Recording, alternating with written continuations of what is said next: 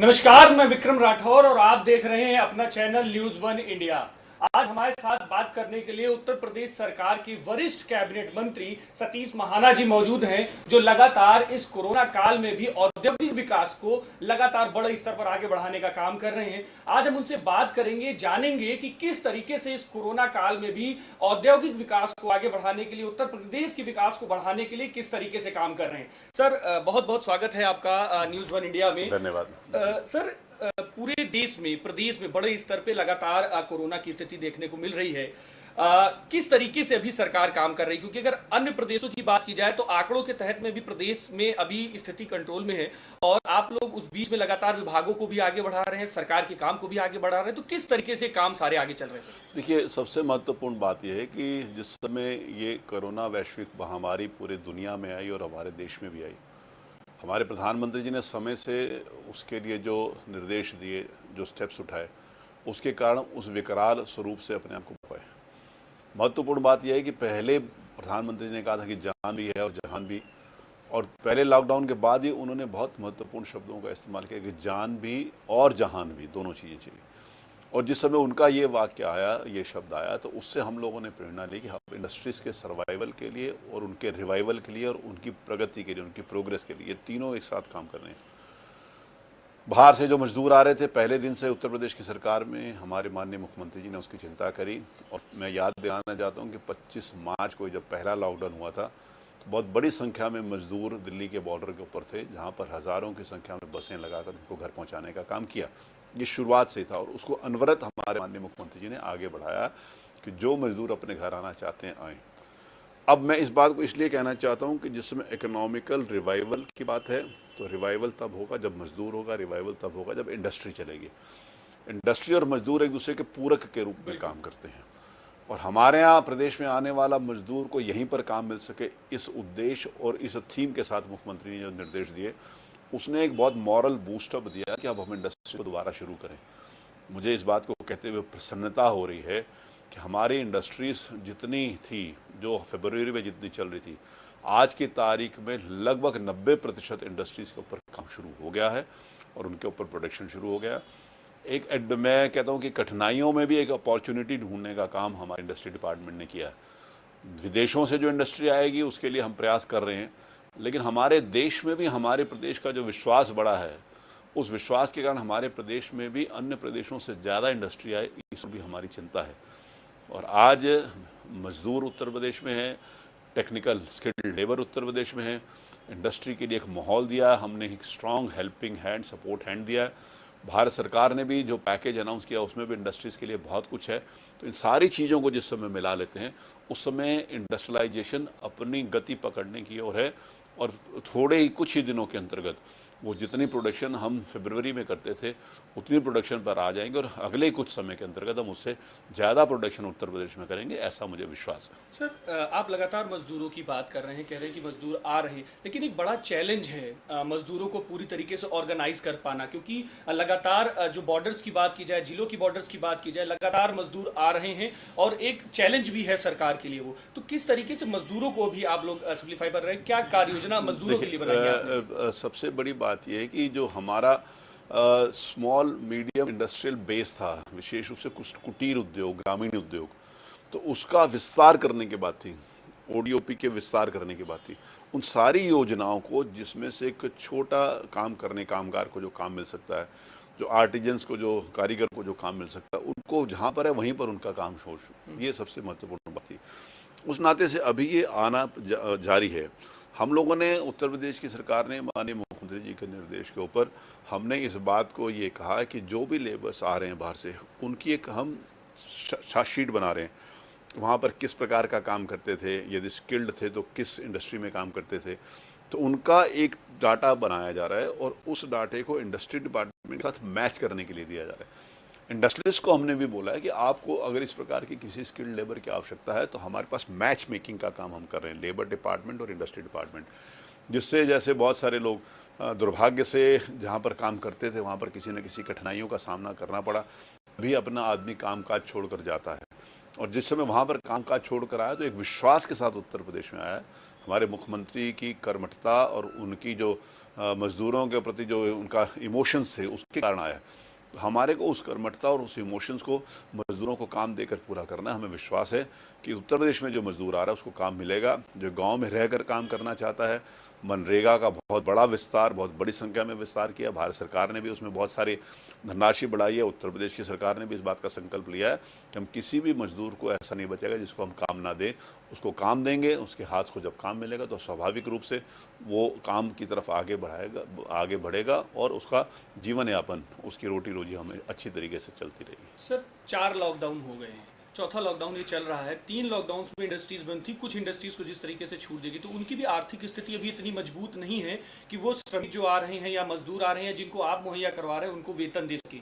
तो उसके लिए भी आप कुछ ऐसा सपोर्ट कर रहे हैं इंडस्ट्रीज को, या कोई आपने अलग से कोई योजना बनाई हुई जिससे कि जो अभी 50-60 दिन से जो इंडस्ट्रीज बंद थी, जहाँ पर प्रोडक्शन नहीं हो रहा था, वो किस तरीके से वेतन दे पाएंगे? देखिए, उसमें 2 बातें थी। एक बात, मैं इस बात को बड़े संतोष के साथ और प्रसन्नता के साथ इस बात को कहना चाहता हूँ कि कई इंडस्ट्रियल एसोसिएशन से मेरी बातचीत हुई, चाहे वो मुरादाबाद से संबंधित हो, चाहे वो वाराणसी से संबंधित हो, चाहे वो कानपुर से संबंधित हो।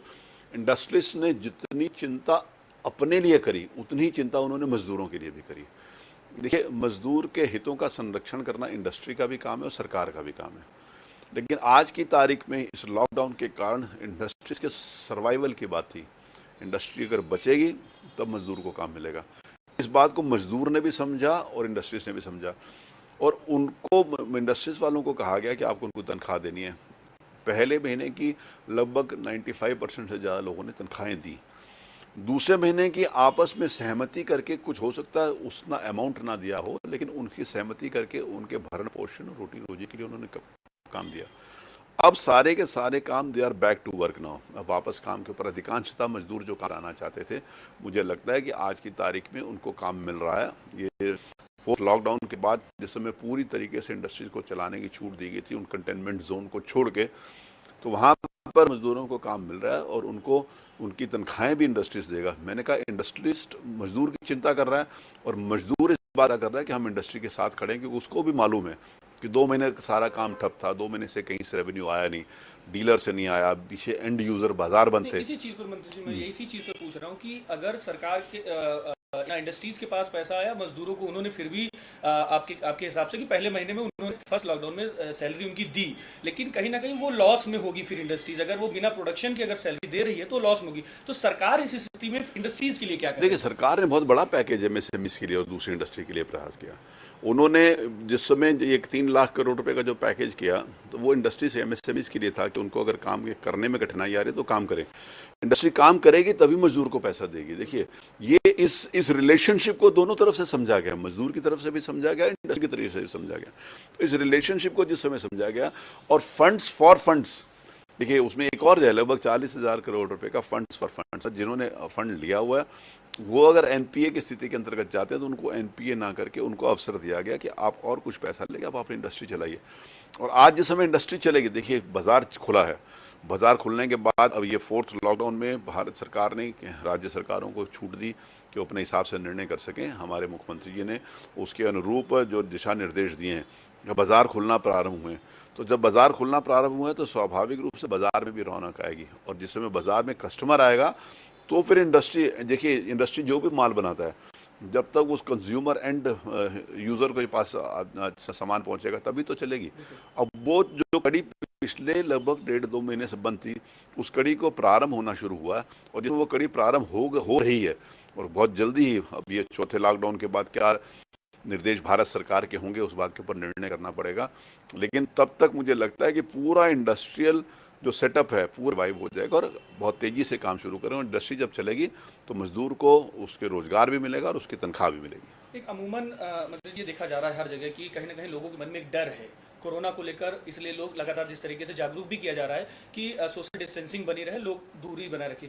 इंडस्ट्रीज में इसको किस तरीके से फॉलो करा रहे हैं? क्योंकि अमूमन ये देखा गया है कि इंडस्ट्रीज में रश ज़्यादा होता है। इन चीज़ों को आप किस तरीके से फॉलो करवा रहे हैं और इंडस्ट्रीज को किस तरीके से एक भय मुक्त माहौल देने का प्रयास करें? क्योंकि आपके द्वारा ये भी बात कई बार सामने आई कि विदेशों से भी आप कंपनियों को बुला रहे हैं, तो किस तरीके से उनको प्लेटफॉर्म देने का आप काम करें कि यहाँ पर कोई ऐसा भय नहीं है, आप गाइडलाइंस का पालन करके काम कर सकते हैं? देखिए, जैसे मैंने कहा कि हमारे जो असली हमारे स्पोक्स पर्सन होंगे, जो हमारे जो देश और दुनिया के अंतर्गत जो मैसेज पहुंचाने वाले होंगे, हमारे ब्रांड एम्बेसडर जो होंगे, वो हमारी वर्तमान में इंडस्ट्री होगी। और जैसे वर्तमान में इंडस्ट्री पूरी तरीके से चालू हुआ, देखिए इंडस्ट्रीज भी इस बात को समझता है कि उसके इंडस्ट्री में काम करने वाले एक मजदूर के स्वास्थ्य से छोटे से स्तर से लेकर बड़े स्तर तक उसका मालिक भी उसके साथ कनेक्टेड है। तो हर व्यक्ति वो सावधानी बरत रहे हैं, इसलिए भी सावधानी बरत रहे हैं क्योंकि मजदूर के प्रति जिम्मेवारी होनी ही चाहिए, उसमें कोई दो राय नहीं है। लेकिन उसके साथ अगर दुर्भाग्य से अगर कोई भी मजदूर ऐसा है जो दुर्भाग्य से अगर उसको कोई कठिनाई है, कोई बीमारी है, अगर वो इंडस्ट्री में आता है, तो पूरी की पूरी इंडस्ट्रियल चेन, उसका लेबर, उसके मैनेजर, उसके कर्मचारी, सारे के सारे, और जिस समय उनसे मिलते हैं तो उनके मालिक तक, हर व्यक्ति प्रभावित होता है। इसीलिए इंडस्ट्रियलिस्ट जो हैं वो स्वयं इस बात की चिंता कर रहे हैं, वहाँ पर सोशल डिस्टेंसिंग को फॉलो कर रहे हैं, मास्क लगाने के निर्देशों का पालन कर रहे हैं, सैनिटाइजिंग का, चाहे उनको दरवाजे के ऊपर करना हो, चाहे हैंडल्स के ऊपर करना हो, चाहे हैंड सैनिटाइजिंग का मामला हो, वो पूरी तरीके से उसको निभा रहे हैं। और जिस समय आज उत्तर प्रदेश, जिस समय बड़े गर्व के साथ एक लेदर इंडस्ट्रीज़ ने यूपी में अपनी लेदर इंडस्ट्रीज करने की घोषणा कर दी है, उन्होंने जब घोषणा करी है तो स्वाभाविक रूप से वो जल्दी ही आएंगे। और इसके साथ ही साथ उत्तर प्रदेश की सरकार प्रोएक्टिव तरीके से उन देशों से जहाँ से हमारे को लग सकता है कि इंडस्ट्री हमारे देश में आ सकती है, भारत सरकार उसका प्रयास कर रही है। और भारत में जो इंडस्ट्री है वो उत्तर प्रदेश में कैसे प्राथमिकता के ऊपर, हम उत्तर प्रदेश में उनको क्या सुविधाएं दे सकते हैं, इसके ऊपर हमारे इंडस्ट्री डिपार्टमेंट बहुत तत्परता के साथ, बहुत विजिलेंट तरीके से उसको वॉच कर रहा है, उसके ऊपर काम कर रहा है और उनके संपर्क कर रहा है। इसी सवाल पर मंत्री जी मैं आने वाला था कि आप बड़े स्तर पर लगातार जो विदेशी कंपनियां हैं उन पर फोकस कर रहे हैं, चाइना से भी जो कंपनियां, क्योंकि मुख्यमंत्री जी ने भी कई बात कही है कि प्रदेश में अब चाइना की जो कंपनियां हैं वो भी फोकस कर रही हैं, इंटरेस्ट उनका दिख रहा है। तो किन किन कंपनियों से तक की आपने बात की है, कौन कौन सी ऐसी कंपनियां हैं जो अपना इंटरेस्ट उत्तर प्रदेश में खासकर दिखा रही हैं, और उनके लिए आपने क्या? देखिए बहुत सारी ऐसी इंडस्ट्रीज हैं हर फील्ड के अंतर्गत, जैसे मैंने आपको लेदर की बात कही है, जिसमें आईटी की बात करी है, फूड प्रोसेसिंग की बात करी है, बहुत सारी फील्ड्स में बात करना चाहते हैं। हमने इंडस्ट्री से बात करी, पिछले दिनों मैंने कोटक इंस्टीट्यूशनल सिक्योरिटीज़ वालों के साथ भी बात करी थी, हम लोगों ने एक वेबिनार किया था। कोटक इंस्टीट्यूशनल सिक्योरिटीज़ वाले ये बहुत बड़े स्तर के ऊपर फंडिंग का काम करते हैं और नेशनल और इंटरनेशनल जो इंडस्ट्रीज़ को इनको फाइनेंस भी करते हैं। तो जिस समय हमने उन लोगों से बातचीत करी तो उनका एक निवेदन था कि जब तक बात हो नहीं जाती तब तक वो इंडस्ट्रीज़ का इंडिविजुअल नाम हम इंडस्ट्रीज़ वालों की तरफ से ये निवेदन रहता है, क्योंकि वो जिस समय व्यापार करते हैं तो व्यापारिक प्रतिस्पर्धा भी होती है, तो उसके नाते ऐसे किसी व्यक्तिगत पर्सनल इंडस्ट्री का नाम हम नहीं बता सकते। लेकिन हाँ, हर स्तर के ऊपर उन लोगों से बातचीत हो रही है और वो इंटरेस्टेड है हर फील्ड में। हम आपको फील्ड बता देंगे, किस सेक्टर में आना चाहते हैं वो सेक्टर बता देंगे। लेकिन अभी किसी भी इंडस्ट्रीज, कौन सी इंडस्ट्री आ रही है, वो उन लोगों के रिक्वेस्ट के ऊपर उन लोगों का नाम सार्वजनिक, जब तक वो हमारे साथ एग्रीमेंट नहीं कर लेते तब तक नहीं कर सकते। कौन कौन से ऐसे लोग हैं सर कि जहां पर मतलब आप ओवरऑल जैसे कंपनी का नाम नहीं बता सकते, सेक्टर बता सकते, कितना इन्वेस्टमेंट मान लें, क्योंकि एक बड़ा टारगेट बड़ा पहले देखिए से अभी ही स्टैंड कर चुके हैं, माइलस्टोन बड़ा बना चुके हैं, इन्वेस्टर समिट से, इन्वेस्टर समिट 2 से एक बड़ा आपने माइलस्टोन तैयार कर रखा हुआ है। अब क्या माना जाए, क्योंकि संक्रमण का समय है, लोग इतना ज़्यादा बाहर नहीं आ रहे हैं, तो अब क्या माना जाए कि वो माइलस्टोन फिर से पार हो? देखिए बहुत सारे क्योंकि ये जो कोरोना वायरस आया पूरी दुनिया में, ये किसी भी कल्पना के बाहर था। मतलब कोई भी, किसी भी व्यक्ति ने पूरी दुनिया में इसके बारे में सोचा नहीं था कि इस प्रकार का भी वैश्विक महामारी, इस प्रकार के पैंडेमिक पूरे दुनिया को अपने चंगुल में कस लेगा। तो इसीलिए, और अभी आज की तारीख में भी उसका जब तक वैक्सीन नहीं आता तब तक हर स्थान के ऊपर अनिश्चितता का वातावरण है। सिर्फ हिंदुस्तान में नहीं, यूपी में ही नहीं, हिंदुस्तान में ही नहीं, पूरी दुनिया में इसके अनिश्चितता का वातावरण है। तो इसीलिए उसको क्वांटम बताना कि कितने की इंडस्ट्री कहाँ पर कब आ जाएगी, ये अभी मेरे ख्याल समय नहीं होगा। लेकिन हाँ, इस बात को ज़रूर कह सकते हैं कि उत्तर प्रदेश की सरकार will not leave any stone unturned. हम कोई भी ऐसा अवसर खोएंगे नहीं जहाँ पर हम किसी भी इंडस्ट्रीज़ को जो हिंदुस्तान में आती है उत्तर प्रदेश में लाने से वंचित रह जाएं। हमारा प्रयास होगा कि हम जो कुछ भी इंडस्ट्रीज़ के हित में, चाहे उनको ईज ऑफ डूइंग बिजनेस के माध्यम से हो, चाहे उनको ज़मीन के रेट के माध्यम से हो, चाहे विभिन्न प्रकार के जो इंसेंटिव्स दिए जा रहे हैं उनके माध्यम से हो, अगर वो इस प्रकार की डिमांड करते हैं कि बहुत बड़े क्षेत्र के अंतर्गत एक ही देश की इंडस्ट्रीज़ को एक क्लस्टर बना दिया जाए, उस माध्यम से हो, चाहे डिफेंस के माध्यम से हो, चाहे उत्तर प्रदेश के सबसे बड़ा जो कंज्यूमर मार्केट है, अगर उत्तर प्रदेश अगर देश होता तो दुनिया का 5वां सबसे बड़ा देश होता उस जनसंख्या के आधार के ऊपर, कंज्यूमर मार्केट के आधार के ऊपर। उस माध्यम से हो, हम हर चीज़ को बड़े ध्यान से और बड़े लिबरल तरीके से, जो हम लोगों ने पॉलिसी बनाई थी 2017 में, आज के इन परिस्थितियों को मैच करने के लिए मुख्यमंत्री जी ने निर्देश दिया कि उन सबको हम रिव्यू करें कि आज की तारीख में हम कौन सी चीज़ें उसमें और जोड़ सकते हैं जिससे इंडस्ट्रीज आ जाए। तो हम उसको रिव्यू भी कर रहे हैं। रिव्यू होने के बाद बहुत सारी चीज़ें हमारी प्रोसेस में हैं, पाइपलाइन में हैं। विभागीय स्तर के ऊपर जो काम होना है विभागीय स्तर के ऊपर हो रहा है। जो माननीय मुख्यमंत्री जी से निर्देश लेने की आवश्यकता उनसे लिए जा रहे हैं। जो चीज़ कैबिनेट पे जानी है उसको जा रहे हैं। एक मतलब प्रोएक्टिव तरीके से इंडस्ट्री डिपार्टमेंट उन इंडस्ट्रीज़ को उत्तर प्रदेश में लाने के लिए काम कर रहा है।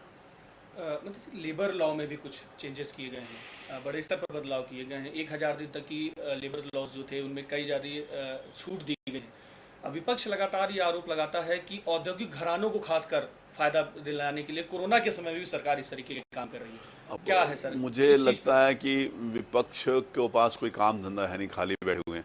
अगर वो थोड़ा रुक जाते, अगर वो जनता की सेवा करते, अगर लोगों का सहयोग करते, अगर उनके लोग जाकर किसी स्थान के ऊपर अगर किसी ज़रूरतमंद आदमी को आवश्यकता है उनकी पूर्ति करते, तो शायद इस समय ये अच्छा रहता। राजनीति करने वाले उनको क्या फ़ायदा पहुंचा रहे हैं और क्या फ़ायदा नहीं पहुंचा रहे, इस बात को वो बिना सोचे समय बोलते हैं, क्योंकि उनकी एक मजबूरी है कि विपक्ष में रह के उन्होंने हर बात का विरोध करना है। लेकिन वो अगर सोचें समझें तो इस बात को उनको मानना चाहिए कि इस देश में ही नहीं पूरी दुनिया में इंडस्ट्रीज लगभग 2 महीने से बंद हैं। तो जो इंडस्ट्रीज़ बंद हैं उनको कहाँ से फ़ायदा हो सकता है? और जो मजदूर बेचारा मैं इसलिए इस्तेमाल कर रहा हूँ क्योंकि वो मेहनत करता है, पसीना बहाता है और वो आज सड़कों के ऊपर है। ठीक है, तो वो सड़कों पर इसलिए है क्योंकि इंडस्ट्री बंद है। अगर इंडस्ट्री चल रही होती तो वो अपना काम छोड़कर वहाँ से यहाँ पर नहीं आते। तो इस बात को समझने की ज़रूरत है कि टफ़ टाइम है, और टफ़ टाइम हर व्यक्ति के लिए, हर वर्ग के लिए है।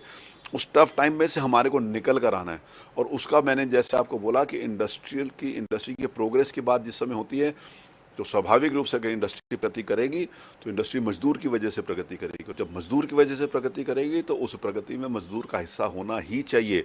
और उसके हिस्सा होने के साथ साथ उसको चाहे बोनस मिले, चाहे इंसेंटिव्स मिले, चाहे अन्य उसके जो हो इंसेंटिव्स हैं वो उसको मिलने ही चाहिए। लेकिन आज की तारीख में मजदूर की चिंता स्वाभाविक रूप से सबसे पहले है, और मजदूर की चिंता तब होगी जब इंडस्ट्री सर्वाइव करेगी, और सर्वाइव करने के बाद रिवाइव करेगी, रिवाइव करने के बाद प्रोग्रेस करेगी। आज की तारीख में सारी चीज़ों को समन्वय में बिठाकर काम करना है कि मजदूर के हित को सबसे पहले देखते हुए इंडस्ट्री के हित को भी देखना है। कुछ लोग इंडस्ट्री के बारे में जैसे कहते हैं कि इंडस्ट्री बंद कर देंगे तो मजदूर को रोजगार मिलेगा। क्या इंडस्ट्री चलेगी तो वो रोजगार मिलेगा, और इंडस्ट्री तब चलेगी जब वो नुकसान से उभर कर आएगा। बहुत सारे ऐसे इंडस्ट्रिस्ट हैं जो नुकसान थोड़ा बहुत सहकर भी इंडस्ट्री चलाना चाहते हैं। बहुत सारे ऐसे इंडस्ट्रीज हैं जो एट पार कर भी इंडस्ट्री चलाना चाहते हैं आज की तारीख में। वैसे नहीं, वैसे स्वाभाविक रूप से जो भी इंडस्ट्री लगाएगा 2 पैसे लगाएगा तो 2 पैसे कमाने के लिए ही काम कर, लेकिन उसमें मजदूर का हिस्सा उसकी मेहनत के हिसाब से, लेबर लॉस के हिसाब से होना ही चाहिए। लेकिन आज की तारीख में इंडस्ट्रियल के सर्वाइवल, और सर्वाइवल के बाद रिवाइवल, और रिवाइवल के बाद प्रगति, और जिस समय इंडस्ट्री फिर प्रगति करेगी तो कानून सरकार मजदूर के हित में जो बनाता है उसके हित में ही बनेगा। इस बात का विश्वास दिलाना चाहता हूँ। क्या चीज़ है सर कि 1000 दिन के लिए जब अगर ये कानून नहीं अप्लाइड होंगे तो क्या अंतर लगता है आपको? किस तरीके के मजदूरों को फायदा मिलेगा इससे? किस तरीके से देखिए, सबसे बड़ा ये फ़ायदा मिलेगा कि मजदूर को काम मिले। देखिए, आज मजदूर सड़क के ऊपर है ना, इस बात को समझने की आवश्यकता है कि आज मजदूर के पास काम नहीं है, इसीलिए वो सड़क के ऊपर है। अनरजिस्टर्ड मजदूरों को भी नहीं, आज सब लोग देखिए आज की डेट में उसमें जो मजदूरों के जो हितों की बात है, उनके लिए जो उनका मिनिमम वेजेस है उसके ऊपर कोई कॉम्प्रोमाइज़ नहीं किया गया। मजदूर से कोई भी इंडस्ट्री काम लेगी तो उसको पैसे देने पड़ेंगे। इसमें कोई भी किसी प्रकार का कॉम्प्रोमाइज़ नहीं किया गया कि आप चाइल्ड लेबर को नहीं रख सकते। इस बात के कोई कंप्रोमाइज़ नहीं किया गया कि इतने घंटे काम के अलावा आप उनसे ज़्यादा ज़बरदस्ती काम नहीं ले सकते। ये 3 चीज़ें रखी गई हैं। फिर ये बात है कि इंडस्ट्री, वही बात फिर मैं वहाँ पर लौट के आना चाहता हूँ कि इसको इसलिए सस्पेंड किया है कि इंडस्ट्री बढ़े आगे। देखिए, पूरी दुनिया में केवल इंडस्ट्री तब बढ़ेगी जब डिमांड भी आएगी, और जो डिमांड है वो पूरी दुनिया में बहुत तेज़ी से गिरी है। आम उपभोक्ता का जो बाज़ार की तरफ रुझान था उसमें कमी आई है। निश्चित रूप से दोबारा वापस आएगा, हम विश्वास के साथ उस बात को आगे बढ़ते हैं। हम नेगेटिव सोच के नहीं है कि बहुत सारे लोगों ने चर्चा के दौरान कहा कि ये क्या होगा। देखिए, मनुष्य का एक नेचर है, ये कहते हैं एक साइकिल, लाइफ साइकिल। तो जिस समय लाइफ साइकिल एक सामान्य रूप से ये शब्द इस्तेमाल किया जाता है कि लाइफ इज ए साइकिल। और साइकिल को मैं उस साइकिल को उस चक्र को मैं एक साइकिल से जोड़ता हूँ कि साइकिल तब तक बैलेंस रहेगी जब तक आगे बढ़ती रहेगी। एक स्थान के ऊपर साइकिल खड़ी रहेगी तो गिर जाएगी। तो उस लाइफ साइकिल को इस साइकिल के साथ जोड़ना कि जीवन चलता रहेगा, लाइफ का साइकिल का काम है आगे बढ़ना, आगे बढ़ेगी तब बैलेंस होगा। और लाइफ को बैलेंस बनाए रखने के लिए आगे बढ़ना जरूरी है। और आगे जिस समय इंडस्ट्री बढ़ेगी तो स्वाभाविक भी मजदूर भी आगे बढ़ेगा, और मजदूर की वजह से इंडस्ट्री आगे बढ़ेगी। हम इसको कनेक्ट करके एक दूसरे के साथ जोड़ कर चलते हैं। कनेक्ट करेंगे एक दूसरे से। बड़ा टारगेट आपने लिया है, मुख्यमंत्री जी लगातार ये बात कहते हैं कि हम 20 लाख श्रमिकों और कामगारों को रोजगार देंगे। औद्योगिक विकास मंत्री के तौर पर आपके पास क्या कार्य योजना है कि किस तरीके से मजदूरों को आप जो मुख्यमंत्री जी की योजना है उसके तहत जोड़ के आगे बढ़ाएं? इंडस्ट्री डिपार्टमेंट का ये सबसे बड़ा काम है कि इंडस्ट्रीज चलें, जो बंद पड़ी थी वो चलें। उनको अगर फाइनेंशियल क्राइसिस थी तो गवर्नमेंट ऑफ इंडिया ने पैकेज दिया उनके फाइनेंशियल क्राइसिस को दूर करने के लिए। उनको प्रोसीजरल तंगी आती थी तो प्रोसीजरल तंगी को दूर करने का काम उत्तर प्रदेश के इंडस्ट्री डिपार्टमेंट और एमएसएमई डिपार्टमेंट का काम है। हमारा ये काम है कि हम अपनी उन योजनाओं के माध्यम से, उन नीतियों के माध्यम से, उन जो नियमों, उन इंसेंटिव्स के माध्यम से इंडस्ट्री को अट्रैक्ट करें। इंडस्ट्री लगेगी तो जैसे मैंने आपको बोला ना, इंडस्ट्री और लेबर एक दूसरे के पूरक हैं। इंडस्ट्री आएगी तो रोजगार भी आएगा, इंडस्ट्री नहीं आएगी तो रोजगार कहाँ से आएगा। तो इस इंडस्ट्री को बढ़ावा देने के लिए, इंडस्ट्री को स्थापित करने के लिए, इंडस्ट्री को प्रोग्रेसिव स्टेज के ऊपर लाने के लिए हमने 3 श्रेणियों में इनके अंतर्गत हम काम करें। काम सबके साथ हैं कि जो वर्तमान में इंडस्ट्री है उसकी हैंड होल्डिंग कैसे हो, वो अच्छी तरीके से काम करें। जो पाइपलाइन में हमारे इंडस्ट्रीज थी जिन्होंने हमारे साथ एमओयू किया था और वो हमारे पास किसी कारण से नहीं लगा पाया, हम उनसे पर्सन टू पर्सन संपर्क कर रहे हैं। क्या पाओ, आपको क्या कठिनाई थी, उनके सुझाव होंगे, उनकी कुछ समस्याएं होंगी, हम उनका निराकरण करने के लिए पर्सन टू पर्सन इंडस्ट्री और हमारा डिपार्टमेंट एक दूसरे से संपर्क में है। दूसरा ये है। और तीसरी बात यह है कि हम नई इंडस्ट्री कैसे ला सकते हैं। हम तीनों चीज़ों को, तीनों अलग अलग महत्वपूर्ण विषयों को, वर्तमान इंडस्ट्रीज़ को बढ़ावा देना, बीच वाले जो पाइपलाइन वाली इंडस्ट्रीज हैं उनको लेकर आना, और बाहर से कौन सी इंडस्ट्रीज हमारे पास नहीं आ सकती हैं उसके लिए हमें योजना बनाना, ये तीनों एक साथ काम चल रहे हैं। स्किल्ड मैन पावर की बहुत ज़्यादा जरूरत पड़ेगी इस बीच में। अगर आप जब विदेशों से कंपनियां लाने की बात कर रहे हैं, लगातार की विदेशों से कंपनियां आएंगी, तो वो कंपनियां हैं जो पहले से वहां पर सेटअप थी और उनको उस तरीके के श्रमिक या मजदूर यहाँ पर चाहिए होंगे जिनके पास स्किल हो, स्किल्ड मैन पावर की जरूरत उन्हें पड़ेगी। क्या उसके लिए कोई कार्य योजना बनी है कि जो लिस्ट आप तैयार करवा रहे हैं या उनके क्राइटेरिया पर सेट नहीं बैठते तो इस समय पर कैसे ट्रेनिंग दी जाएगी? देखिए, यूपी में वैसे स्किल्ड मैन पावर बहुत बड़ी संख्या में, हमारे पास जितने टेक्निकल एजुकेशन इंस्टीट्यूट्स हैं वो शायद पूरे देश में उतने टेक्निकल इंस्टीट्यूट्स कहीं भी किसी देश में, एक प्रदेश में एक साथ नहीं है। दूसरी बात, जो हमारे प्रवासी मजदूर बाहर से आए हैं हम उनकी एक लिस्ट बना रहे हैं, इंडस्ट्री और लेबर डिपार्टमेंट उसकी एक लिस्ट बना रहा है। वो मुंबई में हो, पंजाब में हो, हरियाणा में हो, दिल्ली में हो, विभिन्न देश के विभिन्न पार्ट से जो लोग आए हैं वो किस इंडस्ट्री में काम करते थे और उनका स्किल एक्सपर्टीज़ किस फील्ड में है, किस फील्ड में वो एक्सपर्ट हैं, किस फील्ड में कहाँ पर काम करते थे, को विभिन्न प्रकार के सेक्टर्स के अंतर्गत कौन सी इंडस्ट्री में काम करते थे, उसकी हम मैपिंग कर रहे हैं। उसका फॉर्म भरवा रहे हैं। तो जिस समय वो फॉर्म भरते हैं उस समय हमें पता चलता है कि हाँ, ये व्यक्ति फूड प्रोसेसिंग में काम कर सकता है, ये बच्चे आईटी इंडस्ट्रीज़ के अंतर्गत काम कर सकते हैं, ये लोग डिफेंस में काम कर सकते हैं, ये इंडस्ट्रियल यूनिट्स के अंतर्गत जहाँ पर इंडस्ट्रियल पार्ट्स बनते हैं, मैकेनिकल पार्ट्स बनते हैं, वहाँ पर काम कर सकते हैं, ये इलेक्ट्रिकल के हो सकते हैं। तो उनका हम फॉर्म भर रहे हैं। वो और इंडस्ट्री डिपार्टमेंट उसकी मैच मेकिंग करेगा। हमने इंडस्ट्रियल एसोसिएशन से भी इस बात के लिए रिक्वेस्ट करी है कि वो हमारे